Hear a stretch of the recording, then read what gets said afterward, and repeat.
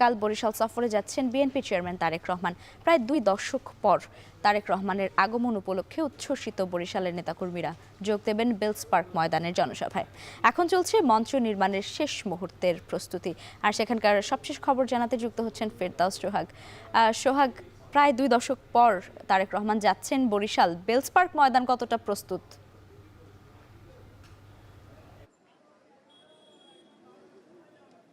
আপনাকে ধন্যবাদ। ঐতিহাসিক বেলস পার্ক ময়দান অবশ্যই শেষ মুহূর্তের প্রস্তুতি, যেহেতু আগামীকালকে তারেক রহমান বরিশালে আসছেন এবং সেটি 2 দশক পরে। এই বেলস পার্ক ময়দানকে ঘিরে কিন্তু অনেক স্মৃতি, কারণ তারেক রহমানের মা সাবেক প্রধানমন্ত্রী খালেদা জিয়া এবং শহীদ রাষ্ট্রপতি জিয়াউর রহমান, যিনি তারেক রহমানের বাবা ছিলেন, তারাও কিন্তু এই বেলস পার্ক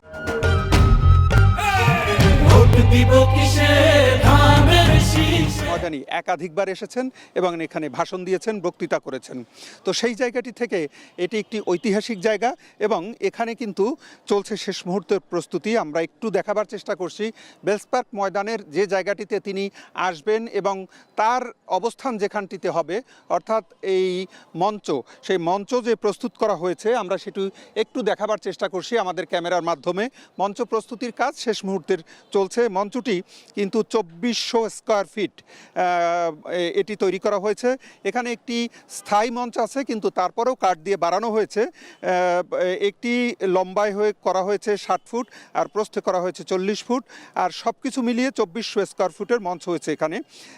এই মাঠটি প্রায় 60,000 স্কয়ার ফুটের লম্বা, আর হচ্ছে এটি প্রস্থে, মাঠটি প্রস্থে হচ্ছে 550 স্কয়ার ফিট, 600 স্কয়ার ফুট লম্বা আর 550 স্কয়ার ফুট হচ্ছে প্রস্থ। অর্থাৎ এই মাঠে কিন্তু প্রচুর মানুষের অবস্থান এখানে আমরা দেখতে পাবো, এমনটি ধারণা করা হচ্ছে, যেটি দাবি করেছেন এখানকার যারা স্থানীয় নেতাকর্মী রয়েছেন। আমরা তারেক রহমানের সফরসূচি যদি বলি, তিনি আগামীকালকে ঢাকা থেকে যে সফরসূচিটি দেওয়া হয়েছে তাতে বলা হয়েছে 11টার সময় তিনি হেলিকপ্টার যোগে বরিশালের উদ্দেশ্যে যাত্রা করবেন, 12টায় তিনি বেলস পার্ক ময়দানের বিভাগীয় নির্বাচনী জনসভায় অংশগ্রহণ করবেন এবং 1টার সময় হেলিকপ্টারে করে ফরিদপুরের উদ্দেশ্যে যাত্রা করবেন। ফরিদপুরে তিনি জনসভা করে আবার ঢাকায় হেলিকপ্টারই ব্যাক করবেন। অর্থাৎ কালকের দিনটি কিন্তু তার জন্য অত্যন্ত গুরুত্বপূর্ণ, তাৎপর্যপূর্ণ। 2টি জায়গায় ভাষণ দেবেন, 2টি বিভাগীয় শহরের জনসভায় তিনি ভাষণ দেবেন। এতটুকুই ছিল বরিশালে যে তারেক রহমানের জনসভার প্রস্তুতি, তার সবশেষ খবর। আগামীকাল বরিশাল যাচ্ছেন বিএনপি চেয়ারম্যান তারেক রহমান, আর তারই খবর জানছিলাম ফেরদাউস সোহাগের।